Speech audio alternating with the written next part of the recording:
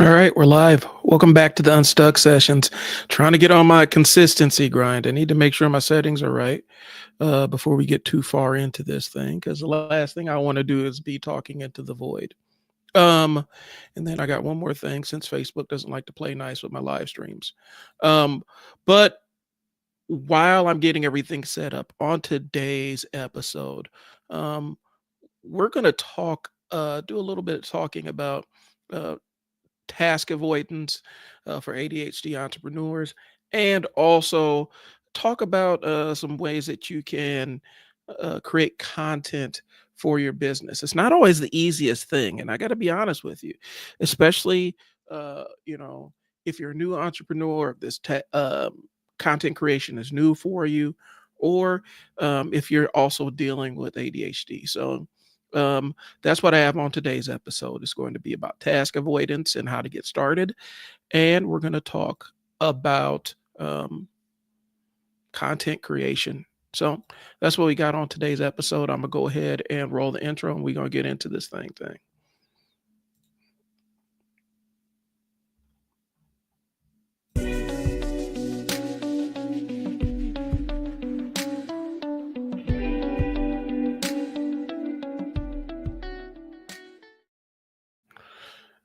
All right, y'all, it's Brian and I'm back. So I'm trying to set it up, make my habit that we live stream on Mondays. Initially, when I first started this thing years ago, it was my Tuesday live streams, but that's also when I had an outside studio that I was using. And so I'm trying to build up the habit. And so I know a lot of these are going to be talking to myself, but I'm going to be chopping these down. And that's one of the tips I'm going to get into.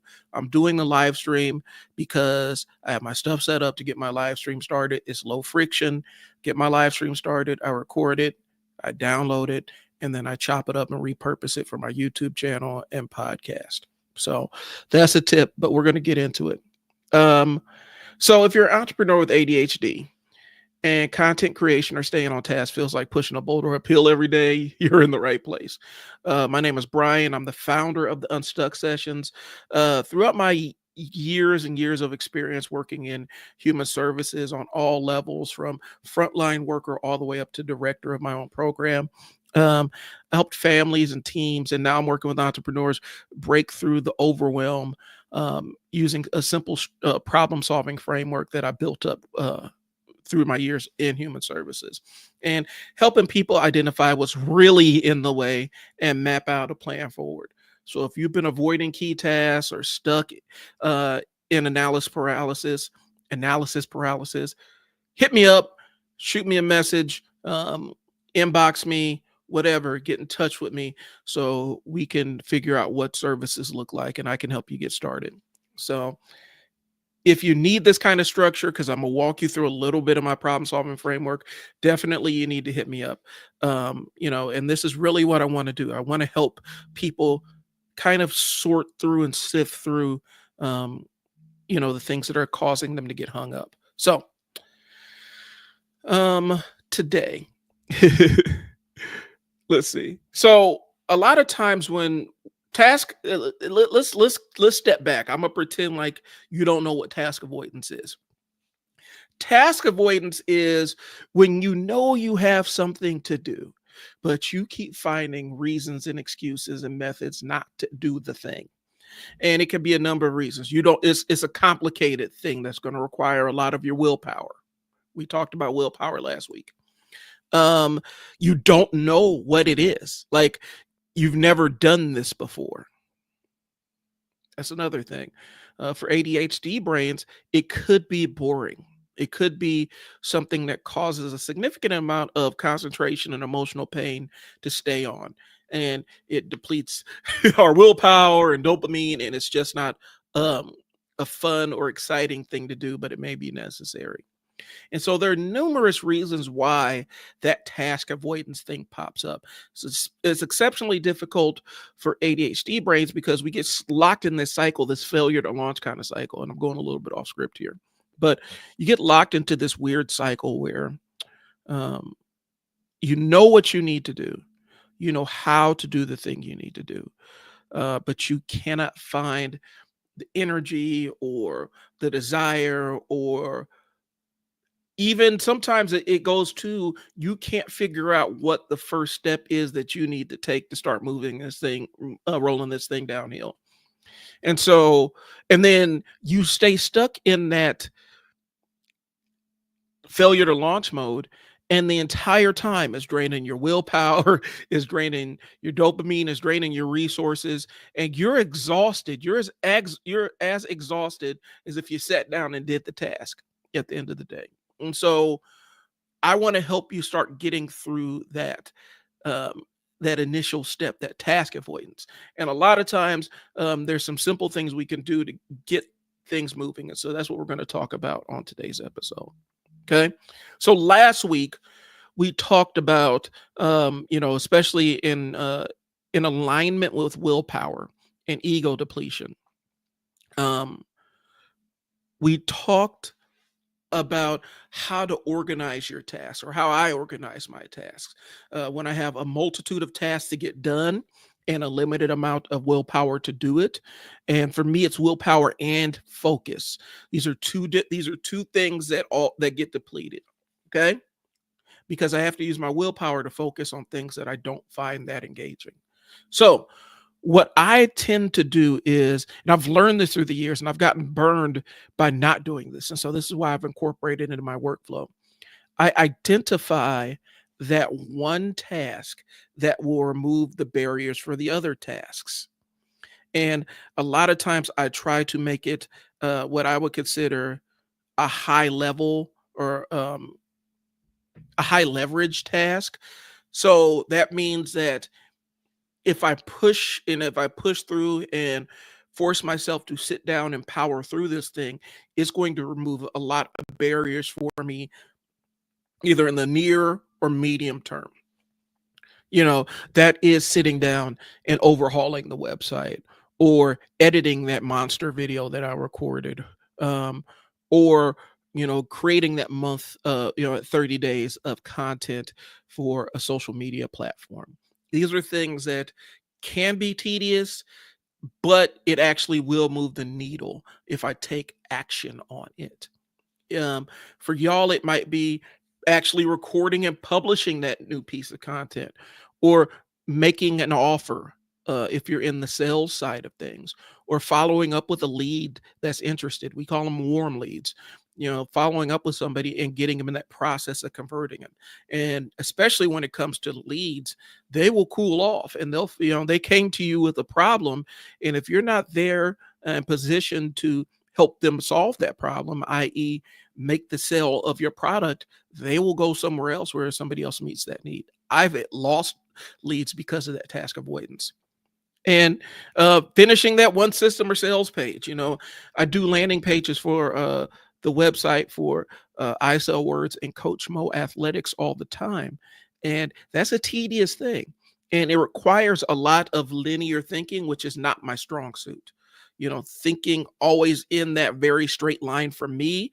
I could do it when I'm working with somebody else and helping them sort through their stuff. But when it comes to me, my mind goes too many different places. Okay. And so, you know, ADHD doesn't stop you from caring about the task, but it can stop you from starting.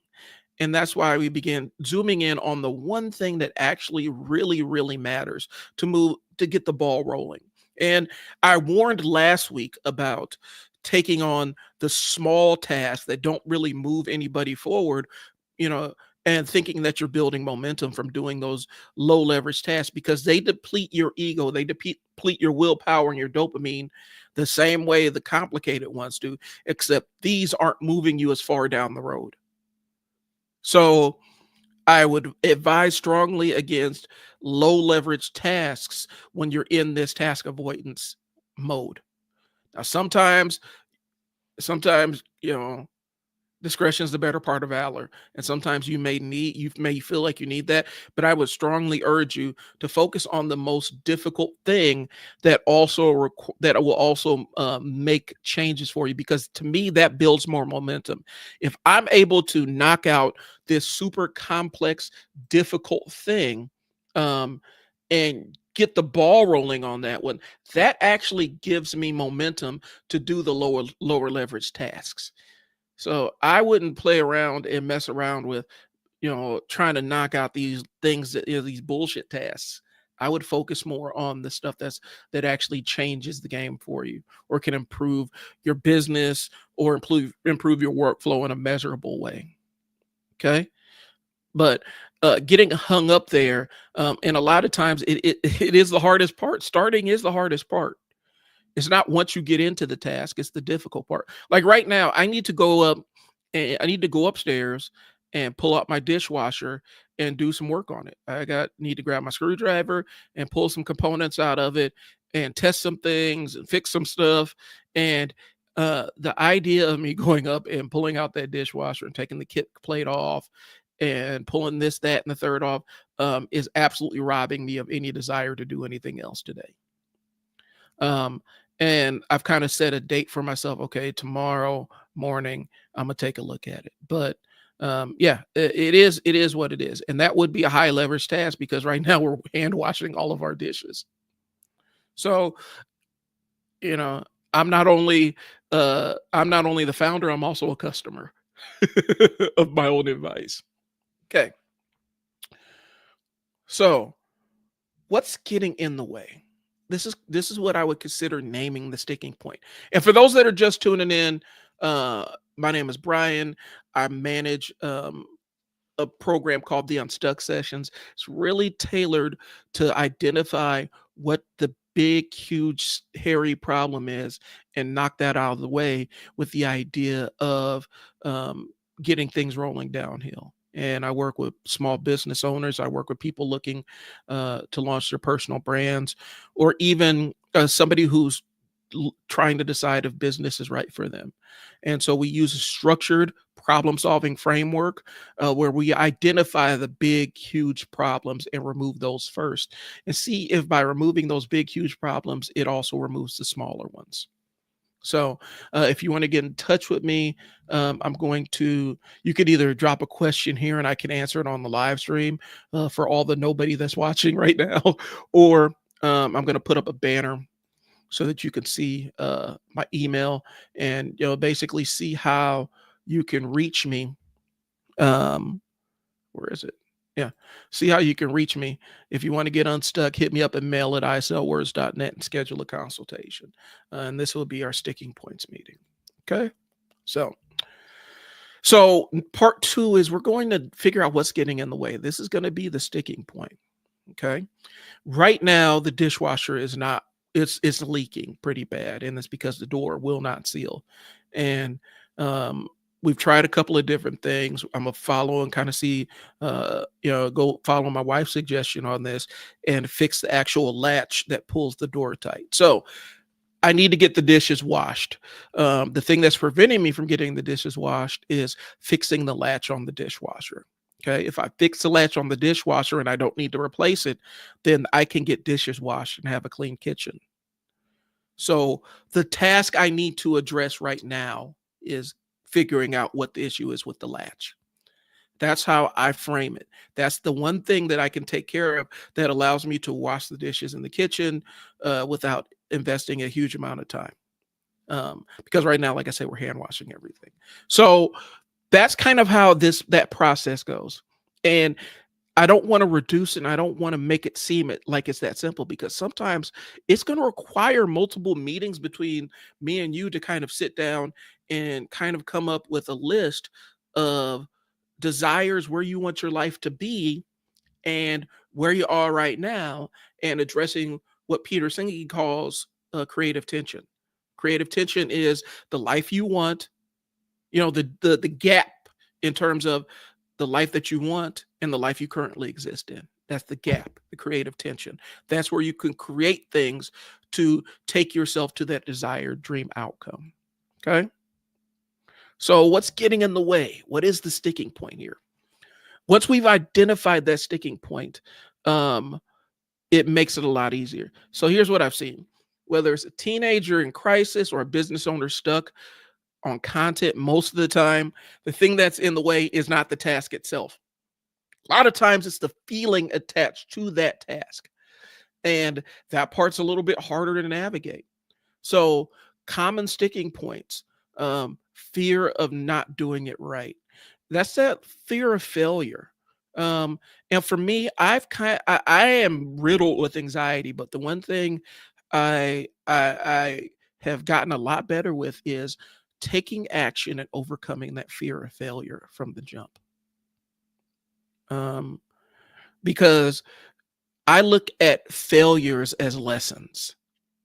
It's just removed in time, basically, in if I'm looking at it from a past perspective, like I'm looking back on the thing that didn't want to do, and that fear to fail, really, that is me, or the actual failing piece of it. I'm looking at it from a time perspective. Really, that means that if I'm looking at it as a past event, essentially the failures are the things that teach me how to do the thing that I want to get done. And so if I want to get something done fast, then I need to go out, uh, arm myself with information and go out there and get some failure under my belt so I can actually learn how to implement the thing the right way. Okay.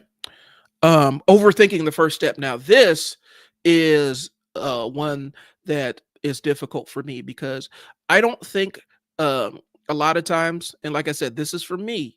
A lot of times I think of steps in clusters. So when I'm identifying what that first step is, I will think of that first step and then, well, what if this happens? Or what if that happens? What if something doesn't align right? And then now my first step is the wrong step. And so it's learning how to take the first step and take, the failure or success that comes along with it. Avoidance disguised as perfectionism. Everybody, a lot of people, I'm not going to say everybody, but I know a lot of people that get sucked into, they want to be perfect the first time they do it. My daughter is really bad with that. She struggles with that occasionally. She wants to be so perfect at everything that she doesn't give herself room to be human on a lot of stuff. And she gets it honestly. She gets it from me. Um, but that perfectionism is a trap. And perfectionism is a trap, and it's really seductive because it gives you the comfort of feeling like you are actually planning and actually sitting down and thinking critically about what your steps are and figuring out, how do I implement this without messing it up? And you do this entire pre-planning thing. But really, um, perfectionism will drag you down and strangle your dreams and aspirations. It'll strangle them, and it'll keep you from moving forward because you're trying to be so perfect that you forget to execute. Okay. And executive dysfunction, not knowing how to begin, that is ADHD stuff, not exactly knowing how to begin. So, like, if I'm cleaning a room, a lot of times I don't know how to begin. So I just begin. I don't know where to start. I just start. And eventually, as I'm going through, I come up with a plan. Okay. So those are the things that can be getting in your way. Sticking point is these are common sticking points: fear of not doing it right, overthinking the first step, task avoidance disguised as perfectionism, and the old executive dysfunction where your brain is getting in your way. Okay. So, how can we make it easier from the start and reduce friction? So, there's a couple of different things. Um, I have some from my notes, but I also have some that aren't in my notes. So, I'm going to go through all of them. So friction busting techniques, ADHD folks respond well to. And these are tested ones. These are ones I've tested on myself. It's the context changes, but these are ones that I've actually put myself through the lab and tested. All right. So first things first, break it down into smaller pieces. And this helps out with that big, huge, high leverage thing that you can do that's going to really change. It's going to improve, it's going to make you more money. It's going to solve a lot of other problems. The high leverage task that moves all the other pieces, breaking it down into smaller pieces helps. So, what's the next visible action? So, what's the next thing that I have in my mind's eye that I can get started on? Okay. Um, get it out of your head. I use there's an app, Google has a Google voice recorder where it transcribes, and I can go back and get those notes, saves it to the cloud, which I know a lot of people aren't fans of, but it helps me get my thoughts out. because if I don't get my thoughts out, they're ferret in my brain. But I'm also a sticky notes fiend. Um, I have Google Keep, which is kind of my online brain where I dump a lot of stuff. I've played with things like Notion and things like that. I keep coming back to Google Keep. For a long time, I was an Evernote nerd, but Bending Spoons, uh, yeah, yeah, they got acquired, and that's what I'm gonna leave it at. And that didn't necessarily help my enjoyment of that app, but it used to be Evernote where I could just dump all of my thoughts, and it would help organize. I could organize them later on. A support system. This is called body doubling. And so a lot of times body doubling is just working next to somebody. That's you can do that physically and you could do that online, but just having somebody else, and you don't even have to be working on the same task, but just having somebody else that's on there working with you, it could trick your brain into holding yourself accountable. Okay. um Live streaming, that's what I'm doing right now. But using things like Zoom or Google Meet, and you just work together and you guys have an accountability, as accountability partnership where you guys are working on the task together. Okay. And then permission to be messy, bro. Like, stop trying to make everything so perfect. There's a video, and I don't want to get into issues with YouTube's platform, and that's why I'm hesitant to share a ton of stuff from there. But there's this video um, about Prince that is amazing. I think it's "Make Art Not Content." I got to pull it up. I think it's "Make Art Not Content." But anyway, it talks about Prince's workflow and how he worked as a musician and what he did um, to be such a prolific musician, where he has like 25 years worth of musical recordings in his vault. Um, and so I'm pulling up the channel just to make sure. Yep, it's called the channel's called "Make Art Not Content," and the idea is Prince used, and I think I'll go ahead and play it since there's nobody in here. Um, Essentially, what Prince did was he removed a lot of the friction that normally comes with creative type people, and he left the mistakes in because the mistakes were the vibe. That was the mood of the music. And so he didn't mind leaving the mistake in there because the mistake captured the mood that he was going for. Now, if we're talking about social media content, that's one thing. If we're talking about designing houses, um, you know, being 6 feet off in your measurements can have you in jail. So you have to pick and choose what tasks you're allowing yourself to be messy in. But in a very general sense, we don't give ourselves enough time and enough room to not, we don't give ourselves enough space to make mistakes and leave the mistakes in. And so machine.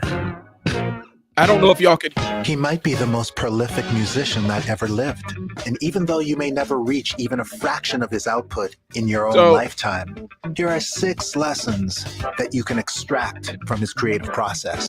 And one thing before we get too far into it, and it's being real, I consume a lot of social media regarding creative people because for a creative brain does kind of parallel an ADHD brain in terms of how we perceive things and how we get things done.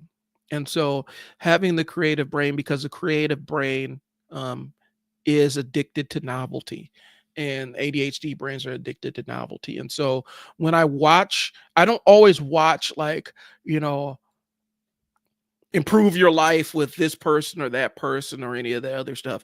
A lot of times when I'm coming up with the way that or when I need inspiration to get better at what I'm doing, the thing I do is I consume videos that show the work of other creative people, because that's just how my mind works a little bit better. That will give you an edge over everyone else. Lesson number 1, work fast. Back in those days, people didn't make albums on computers. You had to rent a studio for a few $100s a day if you wanted to record music. And the studio came with an engineer. In Prince's case, God help that poor engineer. If you did anything that slowed Prince down, you were out of there. That's why Prince preferred working with women in the studio. They worked with zero friction. Okay, so the piece that y'all can extract from that is he identified sources of friction and removed them, and remove them before he got into the work process. And that's one thing. Sometimes you can overcome that task avoidance by just getting the damn thing started. And oftentimes that is your quickest path to get results. Just getting the damn thing started, especially if it's a big, hairy, difficult to complete task. All right.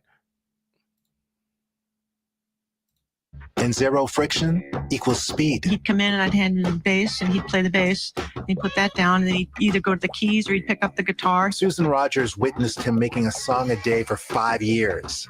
Songs like Kiss and Sign of the Times. He'd play all the parts, sing his lead vocals, sing his backing vocals, add the final stuff. I'd be mixing it as the song was coming together. And usually a day later, it would be done. So speed was everything. And that's how we powered past a lot of that perfectionism, because when you're trying to move that fast, you don't have time to be perfect. You have time to get the thing done. And at the end of the day, like I said, depending on how exact and precise you need to be, sometimes you can sacrifice this thing not being exactly right or how you have it envisioned in your mind's eye, as long as it's done and allows you to move on to the next thing. I'm not going to go through this whole video, but I could strongly recommend the Make Art Not Content channel.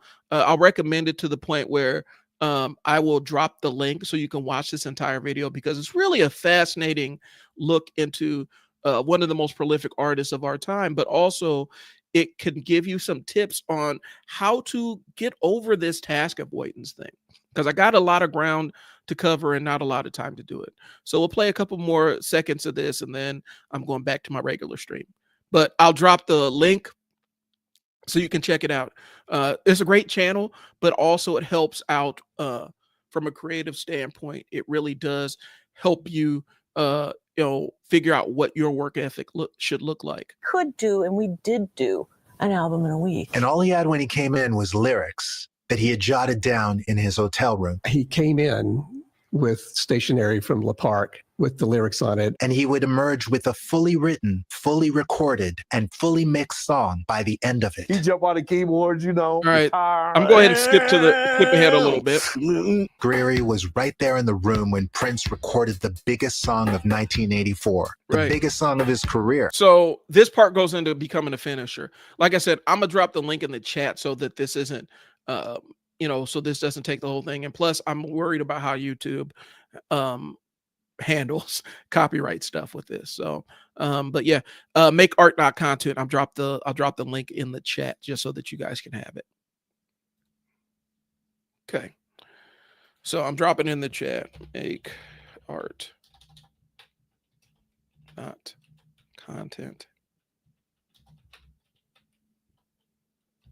channel.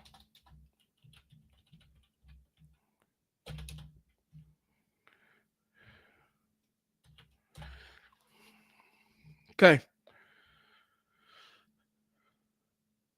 So yeah, that's in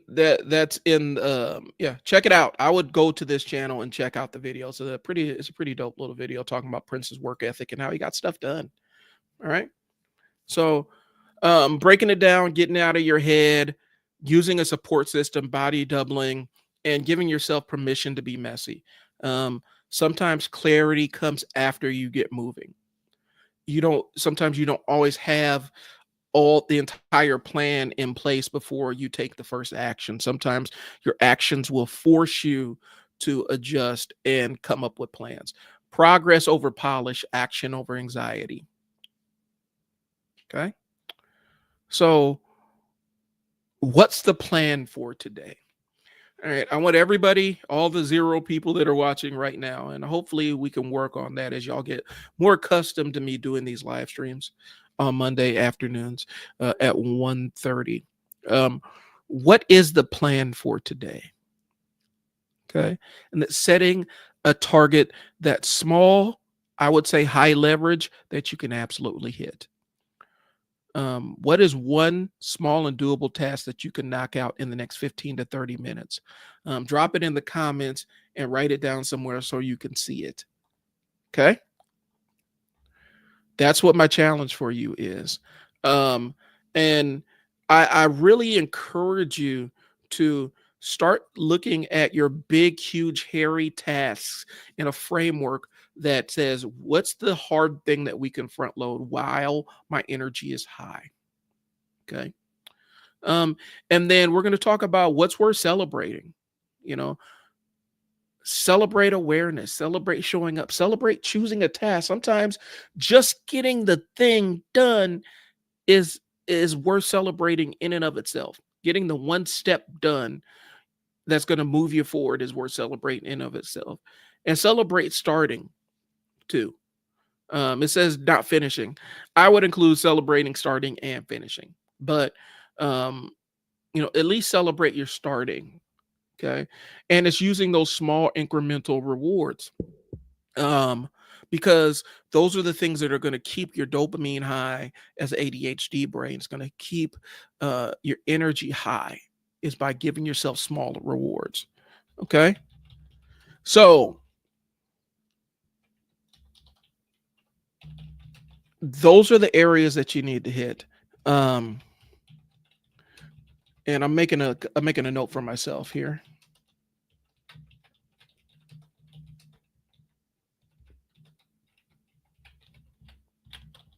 Because I'm about to pivot. I'm about to actually pivot. Fearless and I did a entire live stream about not fearing to pivot, and so I'm not scared of the pivot. Yeah, we're going to pivot into ways to make content for small business owners, and how you can set it up so that it doesn't become this burden that you have to carry. Okay, but before I get into it, I just want to remind you that this is the work we do inside the Unstuck Sessions. If you're tired of knowing what to do but never quite getting started, I built the program for people that's like us, that are like us, folks with ADHD, big ideas, and way too many tabs open in our brain. I crash computers because of the number of Chrome tabs. It should be illegal how many Chrome tabs I have open on my phone and my computer at any given time. But I can help you assess what's holding you back, build a structure that works for you and your brain, and move you towards clients and consistency, and without the shame spiral. And we're partners in this. I'm on the journey with you. So drop Unstuck in the comments or shoot me an email, and we can book a time so we can sit down and get unstuck together. You're not in this alone. Okay? Cool. So this is what I want to do. I want to move into the content creation using the same framework of the high leverage thing. Okay. And I'll talk to you a little bit about how I create content, because you're kind of experiencing it right now. The way I create content for my social media channels. And most people don't know you exist as a business owner. I need to let you know that. You may think that you have this name. You may think that people are sick of you. But the reality is, a lot of people don't know you exist. And every time, and you got to assume that anytime somebody logs on to your specific social media account, they go to your specific social media page, especially on Facebook, they may see maybe not even going to your stuff. If it pops up in their feed, they may see maybe 10% of the stuff you're posting. Just like that. And you're assuming that they're sick of your marketing message and they haven't even been exposed to it yet. So from the content creation standpoint, and I'm talking about creating stuff organically. I'm not talking about, this thing hits and goes viral and you boost it out there. That comes later down the road. I'm not talking about paid ads. I'm talking about things where you're giving value to your clients something that can help them out, make their lives or daily routines a little bit easier, or give them information that they didn't have before. And making content that feeds that, so that when it is time for the service that they need or the product that they need, they trust you to provide it. That's what organic marketing does. And we're starting to see a more of a preponderance of organic marketing with how TikTok's algorithm is kind of set up. TikTok has an interest-based algorithm, which means it doesn't sort things by, you know, it doesn't sort things by search. The way it displays stuff to you is things that you may be interested in. And that's how it exposes you to new content. Now, other social media platforms have that, but TikTok is almost wholly based on that in terms of how they present new content to you. And from a marketing standpoint, businesses have taken notice. And so now that you're starting to see more organic looking, yet business content on these platforms, that's the back door. That's how they sell you stuff. Um, Fearless and I talked about it last week with Ocean Spray and Dogface. And Dogface is the skateboarding dude that went viral on TikTok a couple of years ago. And because of that viral ad, it wasn't even really selling. He was just drinking the Ocean Spray, riding his surfboard. He wasn't selling it. He didn't pitch it or anything. Ocean Spray was selling out around the country just from that TikTok video. That was organic. Now, once it's got rolling, then they put some money behind it. But got a couple of million views by itself because people connected to it. And I'm not saying that everything you create is going to go viral or should go viral, but you have a chance of, if you put the right message out there, put the thing that's really valuable, the information, the video that's really valuable and helps people out there. You have a chance of it reaching a broader audience than you could have ever hoped for. I just posted a video, I think Saturday, Sunday, little short clip for Coach Mo Athletics. And coach is just telling kids how to get in an athletic stance to shoot and to start their dribbles and stuff. And that video, within a couple minutes of me posting it, had a couple of thousand views, because it connected with somebody that was looking for it. And I didn't put any money behind it. The only thing I paid was sweat equity, recording that video and clipping it. So, saying all that to say this, content creation doesn't have to be this big, hairy, scary thing. And you don't have to dedicate all this time to do it. So the way I normally do it is what I'm doing right now. I pick a day where that's going to be my live stream. Okay. And for that 60 to 90 minutes, this is what I do.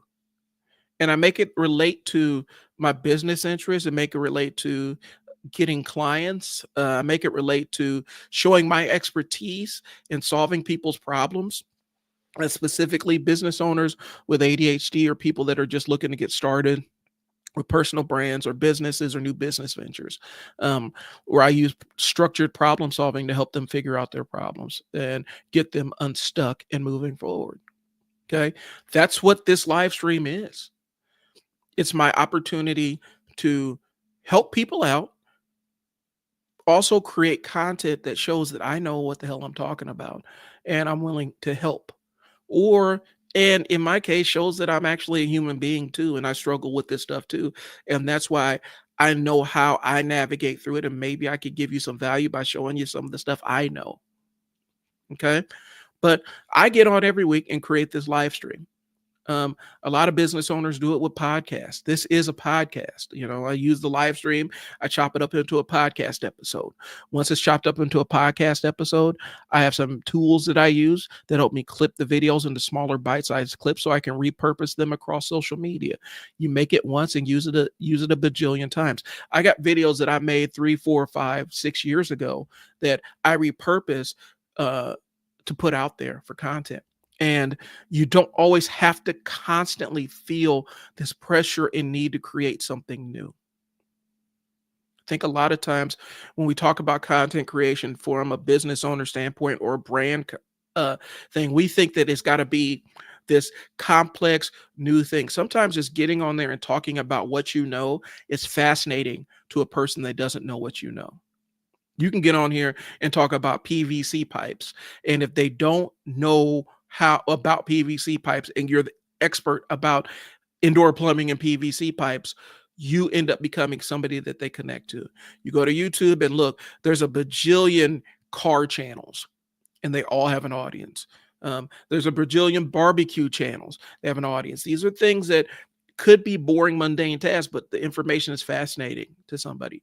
I will sit there and watch a red hot copper ball melt things for hours on my phone in a doom scroll, especially once my attention is kind of worn off. I can sit there and watch that. I can watch that all day long. Because on some level, it's fascinating to me. Now, am I saying that this is the most important thing in the world? No. And am I learning anything from it? Not really. But I do consume content like that. I do watch car channels. I hate working on cars. I know how to do it. I hate working on cars. But I do watch content about it. I watch carpentry channels. This weekend was really big on channels talking about fixing small appliances in the home. Okay. These are different things that I consume where it may sound boring if you're not interested, but if you have a strong interest in it, it's amazing content. And so a lot of times, just by turning on a camera and showing our expertise, we can make things happen. Right now, I have, and I'm going to show you this. I'm going to show you guys this. So right now, I have this mid-tier camera. I paid about $600 for it. It has this little job out in the field that I work on. I have my $1,500 camera that I do more professional stuff on. It's a little bit older. It needs to be updated.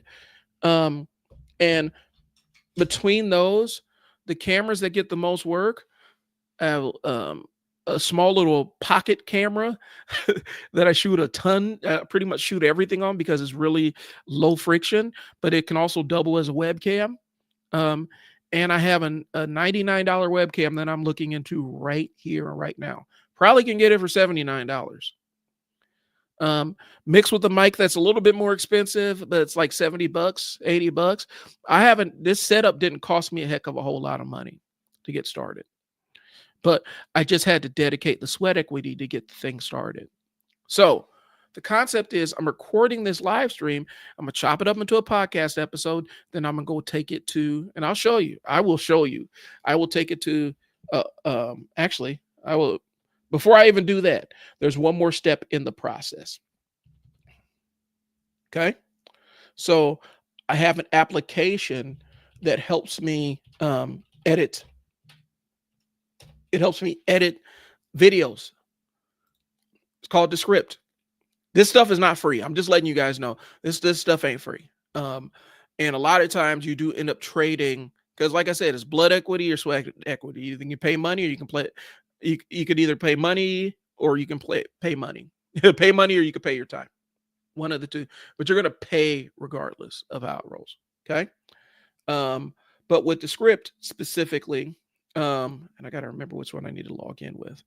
The script allows me to essentially take a video, drop it into the editor. It will transcribe all of the videos. Okay. And in the process of doing that, this is the wrong iteration of it. But in the process of doing that, it will allow me to edit the video just by editing the transcript. And it saves me hours and hours and hours and hours and hours of work. And it has some AI features to help organize the video a little bit better. I can add effects. I can add all kinds of stuff into it. Okay. So what I'm going to do is I'm going to show you the tool that I use. Okay. And this is the web version of the script. So it may take a little bit longer to load stuff. But what I do is it allows me to move really, really fast when it comes to editing, and I don't have to spend so much time because that video editing is a process. You know, it can be really intense. It can be labor intensive.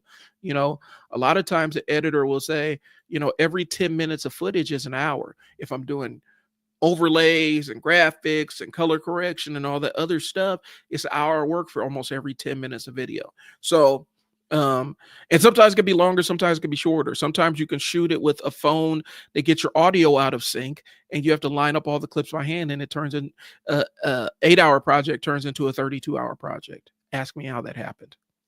So anyway, the script. This is a tool that I use for video editing. It makes my life a lot easier. I pay for it, but by paying for it, it also gives All right. a lot Hey, of different tools. looks like we're live. I haven't done one of these like an Unstuck live stream. So I just said like. One of the things that the script does is allows me to say, okay, this is a filler word, right? I can click and say remove filler words. Okay. And it gives me the whole list of filler words that I can use that normally come up. Like, so, well, but you know, I guess, and all that other stuff. I can select specific words and have it filter them out.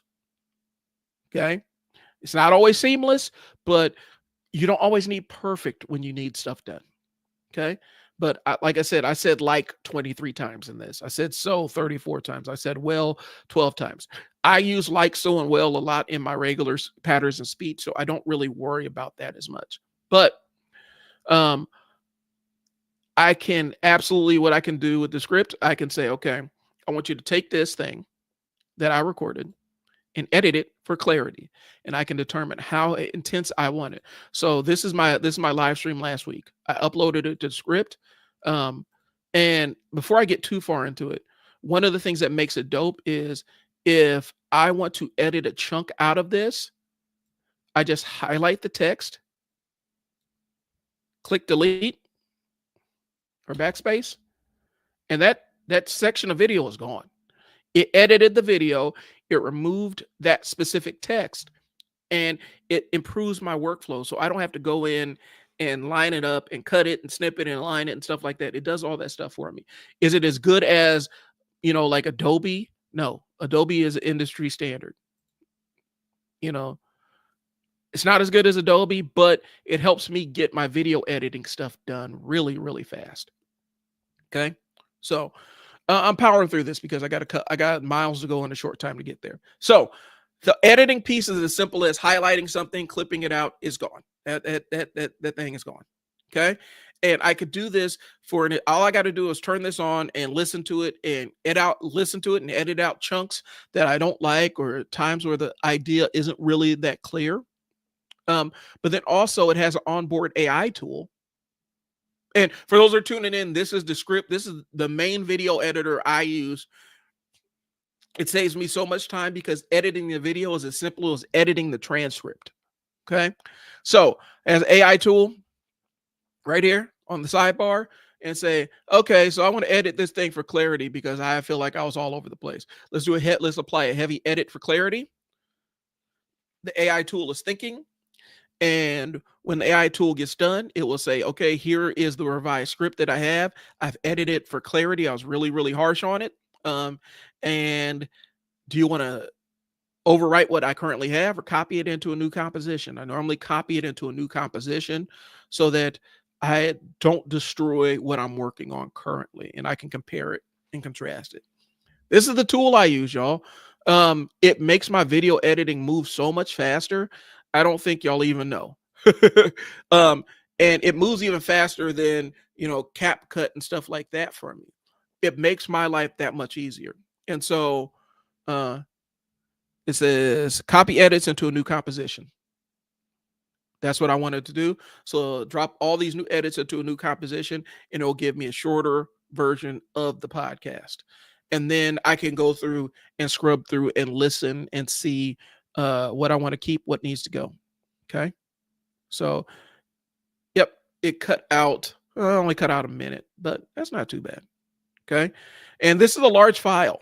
So I talked a long time last week, but what it does is it allows me to shorten word gaps, edit for clarity. I can add chapters. I can create clips from this. I can create a highlight reel from this. Um, I can summarize it. I can get show notes. I could make a blog post out of it, blog posting for LinkedIn and stuff. So I can write an article, hype up the video, post on LinkedIn. And so it gives me a lot of flexibility. It has a lot of functions in it. Now, is it a professional level video editor where I got super in-depth color grades and I can use adjustment layers and all the other stuff? No.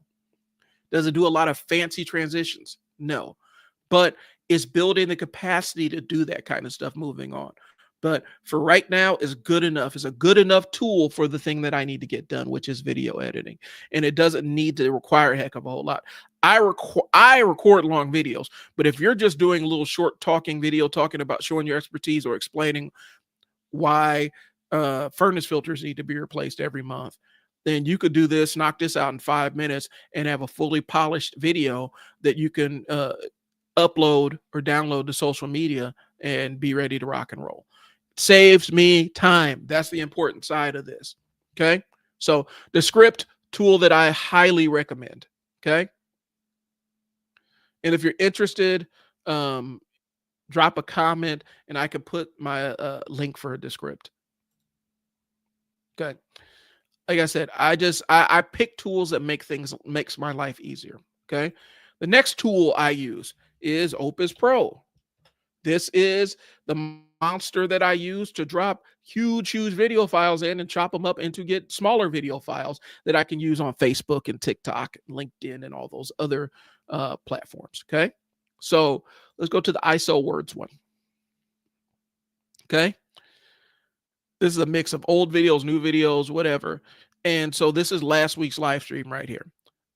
So what I did was I uploaded my live stream to the script and essentially, or not the script, to Opus Pro and say, okay, I want clips that are 3 minutes, that are under 3 minutes in vertical video format so I can use them on TikTok and make reels on Instagram and stuff. Okay. So that's one. Makes these little short clips. The other one is, okay, so we did that.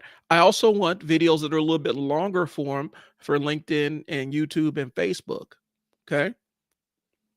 So it went through and created longer videos. You know, it goes up to 15 minutes. Okay. So these are the tools I use to make my life easier so I don't have to spend so much time stuck at the beginning of a project. It removes a lot of, oh, shoot. While I'm doing that, I need to share my screen. Okay. I'm going to share the screen right now. That's my fault, y'all. Okay. I'm showing the screen with Opus Pro. Okay. Opus Pro is a software that I use to take longer clips and chop them into smaller clips to repurpose across social media.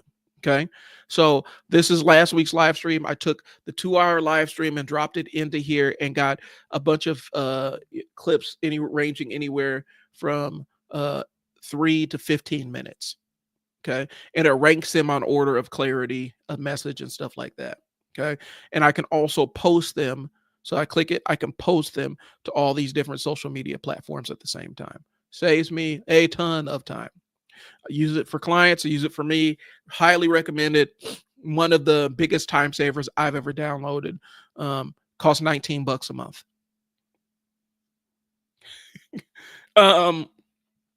And then I'll show you the one with the shorter clips because these are the ones for TikTok, YouTube Shorts, Reels, and stuff like that.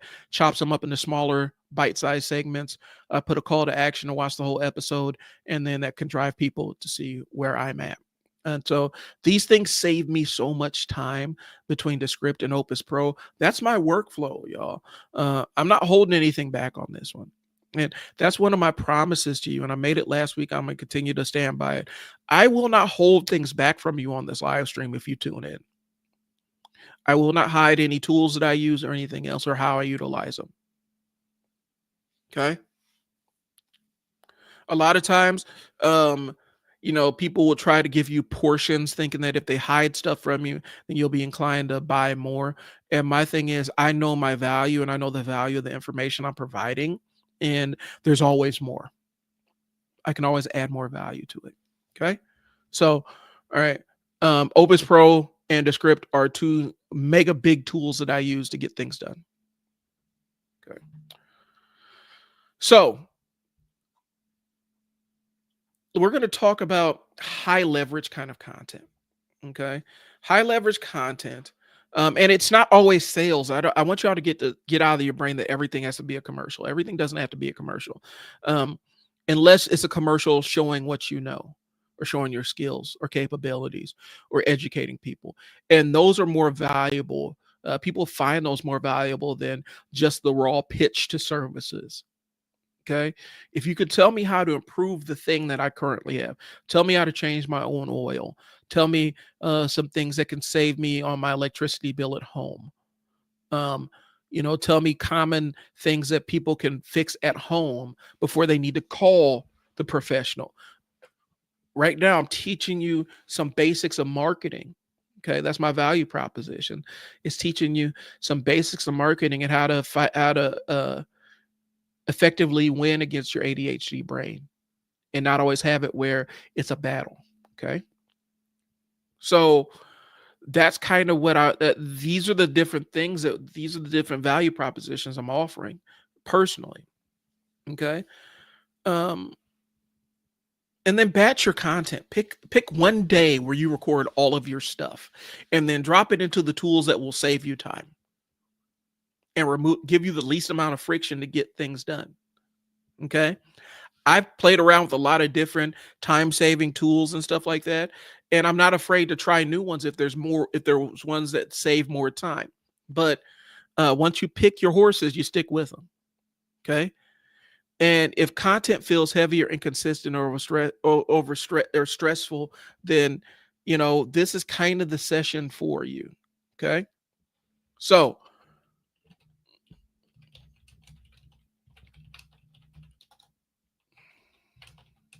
I'm making a note to myself.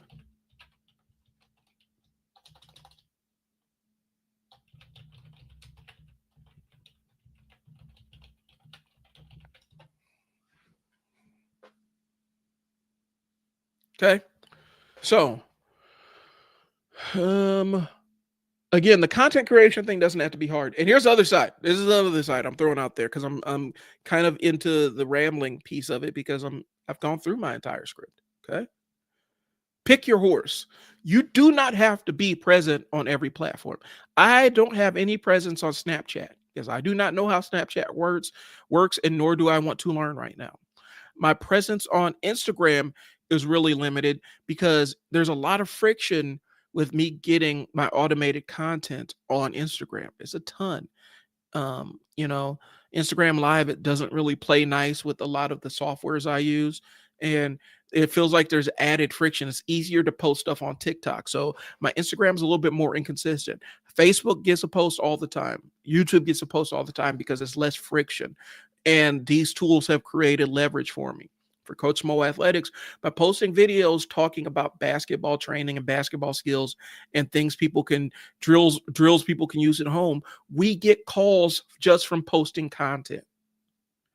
Now, we're not getting Mr. Beast money, and nor do we have that expectation. But what it does is it delivers clients to us that are interested in working with us because they've seen the content on YouTube and say, okay, these guys seem to be competent. Let me go ahead and give them a shout and reach out to them and see how we can get into services with them. Okay. So my goal is I'd rather make it smaller and faster for you to move through instead of where content is this monster in the closet that you're terrified of opening up and confronting. Okay. I'm ready to take questions if there's any questions out there. I know nobody's really been jumping on the live stream. I'm building up my flow with this, y'all. Okay. And so if you have questions about content creation or about how you overcome your task avoidance as an ADHD business owner, go ahead and drop them in the chat or shoot me an email at mail@isellwords.com, and maybe we could set up a meeting and start working on it. Or we could do it for free on the live stream, and I can start walking you through my process. I'm making a note to myself.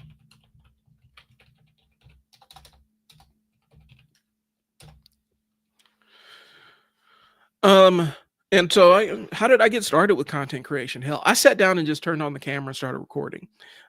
Two caveats. I do not like my voice and I don't always like my face on social media. And I've learned to overcome that. Last week I was at a gala event, or not a fundraiser event, where I recorded video and I could not watch the video that I watched. And it wasn't because of the quality or anything. It was, everybody says it was a good video. I do not like watching my own work back. And so this is difficult for me. And that's why I need to remove as much friction to get started as possible. Okay. So what we're going to do is we're going to recap things. Okay. And I'll go back through and wrap this thing up. Okay. And so from the content standpoint, this is a little bit of new turf here. So I want to make sure that I spend some time with this one before we wrap it up. Okay. Most ADHD creators, they don't struggle with ideas. They struggle with deciding where to begin. This goes from content creators from a business owning standpoint to where content is your business. Okay. That's why we always start by asking, what's the one piece of content that will move the needle most right now? This is what I'm talking about with picking your high leverage task. Okay. Story-based post builds trust. Okay. Posting your offer for first time in weeks. You don't always want to be blasting out stuff that is just nakedly asking for somebody to give you money. Okay. Now, once you get an audience up and you get a cadence, then you can start weaving those specific calls to action in there. But you don't want to be blasting that out and make that the only point of interaction. Okay. Starting a weekly content rhythm. Tip Tuesday, Q&A Friday, Monday live stream that I want you to tune into. Okay. Recording the intro video for your website. Your website is more like your basically, the old days, it would have been a newspaper ad or a phone book ad. So now the video that introduces people to your website is an important thing. And following up warm leads through a content DM. Okay. We're going to talk about, and one of the things is these different blocks that people run into is I don't know where to start. It's not ready yet. Okay. So I don't know where to start is kind of executive dysfunction. I don't know. It's not ready yet. That's that perfectionism dressed up like as preparation. Okay. You're never going to be ready. Get in there and start. Okay. I need it to look better. Okay. This is what I run into where I'm like, oh, I got to get my beard straight, make sure everything's in place. Okay. It's been so long since I've posted. That's kind of that shame spiral where you feel bad about the fact you haven't posted in a while. Okay. Sometimes people just want to know that you're still out there. What if nobody engages? I'm going through that right now. Guess what, y'all? I'm still doing the damn thing. I'm still recording. I don't, you guys are going to engage with it when I repost it and stuff like that. And maybe you come across this later on at a different point in your day. Okay. And what if I'm bored with my own content? That's the dopamine drop. ADHD brains get that. I get bored with watching stuff I've already recorded. It's painful. I'll be honest with you. Okay. But avoidance is a protective behavior. Your brain's trying to shield you from discomfort, but sometimes you have to be uncomfortable to make progress. Progress is not always comfortable. Okay. So reduce the threat instead of fighting your brain. Okay. When it comes to creating content, you want to reduce friction. I just did a whole thing about this. Find tools that make the content creation easier. If you're worried about having to learn how to edit videos, don't. Pay $29 a month, get the script, drop your video in there and edit the transcript so that you're only saying the things that you want to say in that video. And you're not worrying about as much of the visual aesthetics. You're just getting the message out there. Okay. If you need to add visuals and stuff to make it interesting, that's fine. That is more work for me and it's more render time for me. And I do not like how long it takes sometimes. Adding B-roll can be an absolute pain in the butt. And sourcing B-roll can be a pain in the butt and it can be expensive. The brilliant thing about the script is it makes it easier to upload that B-roll because it has an archive of GIFs and videos and images that you can use and insert them in your content. Okay. Use templates. Okay. I always go into live streams with outlines of what I want to talk about. And invariably, then I'll say, I'm going to get off my outline here. I'm gonna get out. These aren't in my notes. I'm going off script. Okay. Of course, we talked about weekly rhythm. Monday live stream, I want you to record. Okay. And if writing overwhelms you, then voice memo it and transcribe it later. Okay. There are lots of tools out there for you just do voiceover stuff. And the script can do audio only. Okay. And bank content for when you are in low energy mode. I have an archive of content that Fearless and I have been recording on Tuesdays for our live streams. I can go to any one of those and pull content from it and post it for when we are if we hit a dry season or we hit a thing where some of it we have to stop for a little bit of time. Okay. You don't need to be consistent every day, but you just need to make it easier for yourself to be consistent once you get started. Okay. So the idea is make a small commitment today. Small thing that's high leverage. It's got to be high leverage, bro. Like it's got to be a task that actually benefits you in a major way. Okay. And then get started. Do you not have a video talking about your business and telling your business's story and journey? You need to record one right now. That is low leverage stuff. You can get started. You can record that with the smartphone. Okay. I think maybe the next week, matter of fact, it's not going to be, I think next week is going to be how to get started recording yourself. And we'll talk about tools and tricks that you can use, because there are very successful YouTubers out there that got started on an iPhone or Android. Okay. All you need is, if you can find a little tripod to hold your phone up. Now they sell stabilizers that can hold your phone up, and you need to find a window that has natural sunlight coming into it and sit your butt in front of it. So the sunlight is shining into your face and you have your perfect lighting and you're ready to go. Your phone has a mic. That's good enough for your audio to get started. Okay. So next week, we're probably going to be talking about how to start recording yourself. Okay. And I want to remove some of that friction. Okay. Celebrate what you did, even if you just planned. Okay. Even if you just sat down and wrote out your plan of execution, that is a first step for a lot of people. I don't write things without an outline. Okay. That makes life easier for me. Okay. You don't need to catch up. You just need to keep going. Okay. If you miss a week, you missed a week. Just get back on the horse the next week. Okay. Every good business should have some kind of media component in it, because this is an easy way to reach out and engage an audience that's interested in what you're doing. Okay. So, and then I got to get rolling here. So we're going to move into this last part here. Listen, this is what I do. This is what the Unstuck Sessions is. It's designed to get you started and obliterate those problems. It's a structured framework, a structured problem-solving framework that I've honed through decades of working in family services, managing workers, managing families, putting together safety plans and action plans and behavioral management and behavioral modification plans for people. And my entire work is identifying what a problem is and putting steps in place to mitigate that problem and address that problem. And more times than not, if you can knock out the big, huge, hairy thing, all the other problems will solve themselves. And so the Unstuck Sessions is I created an entire framework, structured problem solving framework to help you get started and help you initiate. Okay. It's designed with the ADHD entrepreneur in mind, but it can help any business owner or somebody who's looking to start a business or starting a personal brand, or even you're just starting the content creation journey with your business. And you need somebody to sit down and talk with you.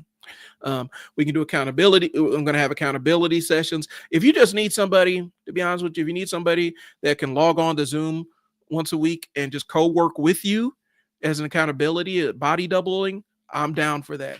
But the first thing is you got to get started. You got to take action. Shoot me a message at mail@isellwords.net, and then we can start our process of getting you unstuck. And it normally starts with our sticking point meeting, which is diagnostic, and we figure out what your problem is. Okay. So if you're interested, we could sit down and have that conversation. I hope this is valuable to you. I'm going to always be following up on this because through the journey of life, I learn a lot of different things about myself, and I feel like it's a benefit to share them with people that could benefit from it. Okay.